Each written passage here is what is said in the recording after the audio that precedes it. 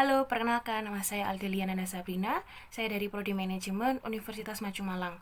Di kesempatan kali ini saya akan membahas mengenai indikator-indikator yang dapat kita gunakan dalam menganalisis Bitcoin di cryptocurrency.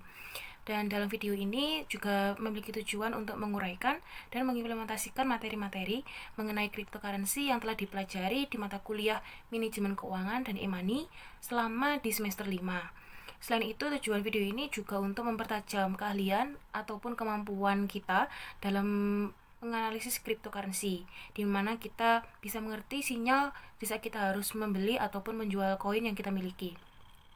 Nah, dalam pengimplementasiannya, saya membeli koin jenis BNB pada tanggal 4 Desember 2021 dan menganalisis 3 macam indikator, yaitu moving average dan moving average convergent divergent atau MACD dan juga Bollinger Band. Baik, indikator pertama yang saya analisis adalah mengenai moving average atau MA. Moving average adalah pergerakan harga rata-rata dari sebuah koin dari periode tertentu. Nah, di moving average ini terdapat tulisan MA di sini yang berwarna merah dan kuning. MA7/30. Nah, MA7 itu adalah rata-rata pergerakan selama 7 hari. Sedangkan MA30 adalah rata-rata pergerakan selama 30 hari atau 1 bulan. Indikator dari moving average ini berbentuk garis. Nah, ini terlihat dalam chart atau grafik di atas ini. Itu garis merah. Garis merah ini menunjukkan MA7, sedangkan garis kuning menunjukkan MA30. Selain itu, fungsi dari MA moving average ini juga untuk menentukan arah tren pasar, lalu support resisten, dan sinyal untuk membeli ataupun menjual.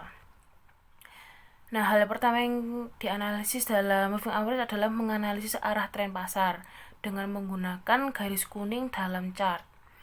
Ketika garis kuning dalam chart itu berada di bawah chart, nah itu artinya tren itu naik, seperti di menit ke-15 hingga ke 1 jam ini itu garis kuning berada di bawah chart, maka itu artinya tren naik. Sedangkan jika garis berada di atas chart seperti pada menit ke-1 hingga ke-5, itu artinya tren sedang turun. Lalu yang kedua yaitu indikator ini dilihat dari pantulan garis MA7 dan MA30 seperti yang terlihat pada menit 1 jam, di mana garis kuning dan merah itu saling berpantulan. Di saat garis berpantulan dengan posisi grafik di atas, seperti pada antara menit 1 hingga ke-5, maka itu menunjukkan bahwa kita bisa menjualnya.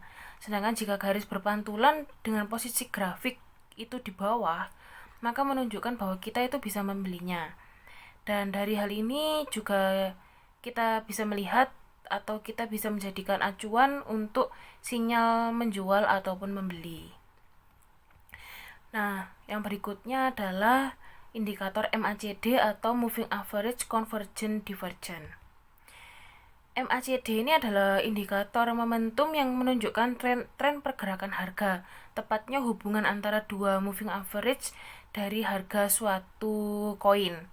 Kegunaan MACD ini untuk membantu kita dalam memahami pergerakan bullish ataupun bearish.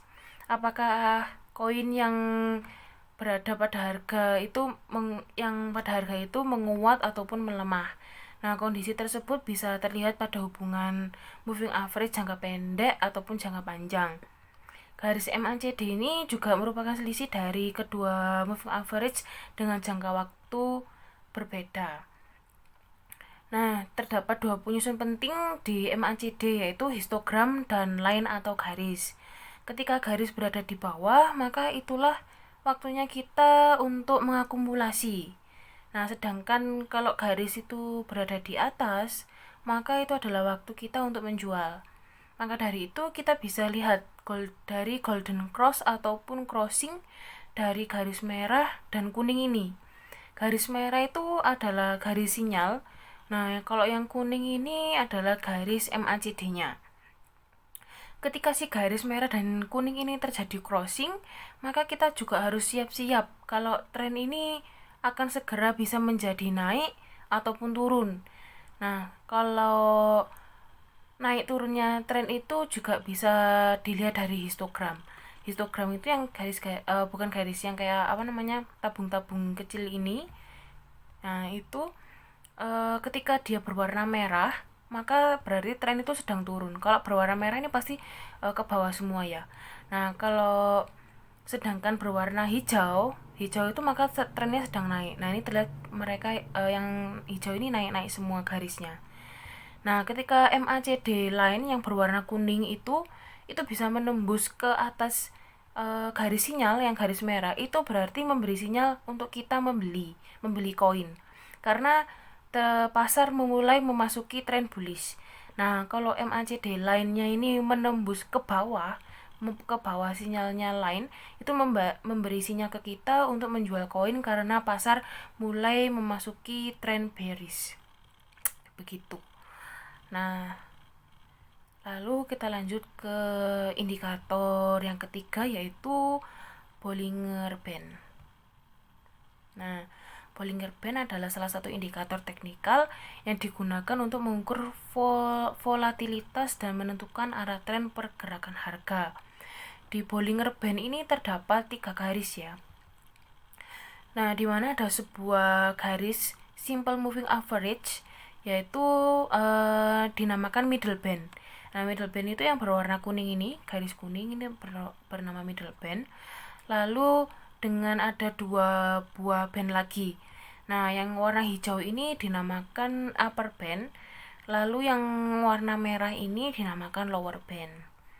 Fungsi dari Bollinger Band ini sama dengan moving average, yaitu untuk support resisten, lalu menentukan posisi menjual ataupun membeli, dan juga bisa untuk menentukan arah tren pasar.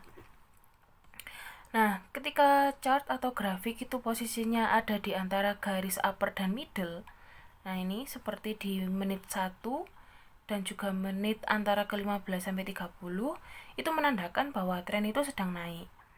Sedangkan kalau chartnya itu berada di antara middle dan lower, chart yang ini ya, yang grafiknya ini berada di antara middle dan lower seperti menit ke-5 dan seperti menit ke-30 sampai 1 jam, itu berarti trennya itu sedang turun. Nah, ketika tren sedang turun, itu berarti menandakan sinyal bahwa kita bisa membeli. Sedangkan ketika tren itu naik, itu berarti menandakan kalau kita harus menjual, dan kemungkinan juga bisa terjadi pembalikan arah, entah itu turun dan entah itu juga bisa naik. Nah, selanjutnya kita analisis ke jarak garisnya. Ini kan juga terdapat jarak garis upper, lower, dan middle itu yang melebar ataupun menyempit. Nah, ini kita lihat bagaimana sih pengaruhnya, pengaruh jarak antara upper, middle, dan lower. Bagaimana? Jadi gini, apabila volatilitas itu sedang tinggi, maka jarak kedua band antara upper dan lower itu semakin melebar. Nah, ini seperti di menit ke-1 hingga menit ke-5, ini terlihat bahwa garis upper, lower, dan middle itu semakin melebar. Biasanya ini terjadi jika terdapat perubahan kondisi pasar sideway menjadi kondisi trending. Sebaliknya, apabila volatilitas pasar yang rendah, akan terlihat pada jarak kedua band yang semakin menyempit. Nah, ini terlihat pada menit yang ini 1 jam ini itu menyempit, dan juga yang 15 menit ataupun 30 menit ini sedikit menyempit. Nah, itu terjadi ketika terdapat perubahan dari kondisi pasar trending ke sideway. Nah, sebelumnya saya mau menjelaskan trending dan sideway itu apa. Jadi trending itu adalah harga menunjukkan kecenderungan bergerak ke satu arah saja. Nah, itu bisa naik ataupun turun, salah satu saja. Lah, kalau sedangkan yang sideway itu harga cenderung bergerak, bisa naik turun dalam jangkauan tertentu, seperti itu.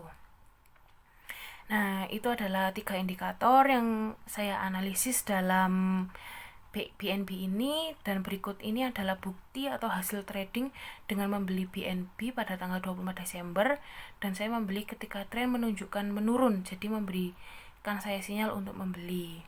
Selain itu, yang dapat saya simpulkan dari 3 indikator yang telah dijelaskan adalah kita dapat membeli koin jika terdapat sinyal apabila tren itu sedang turun, dan kita dapat menjual jika terdapat sinyal apabila tren sedang naik. Hal tersebut juga berpengaruh ya pada harga beli. Nah, itu ditunjukkan ya, ketika tren itu turun, maka harga beli juga akan turun. Dan ketika tren naik, maka harga juga naik. Nah, ketika kita membeli koin saat tren turun dan menjual saat tren naik, maka kita mendapat keuntungan dari koin tersebut. Seperti contohnya BNB ini, saya membeli pada harga 7,605,310. Begitu. Sekian video dari saya dan terima kasih.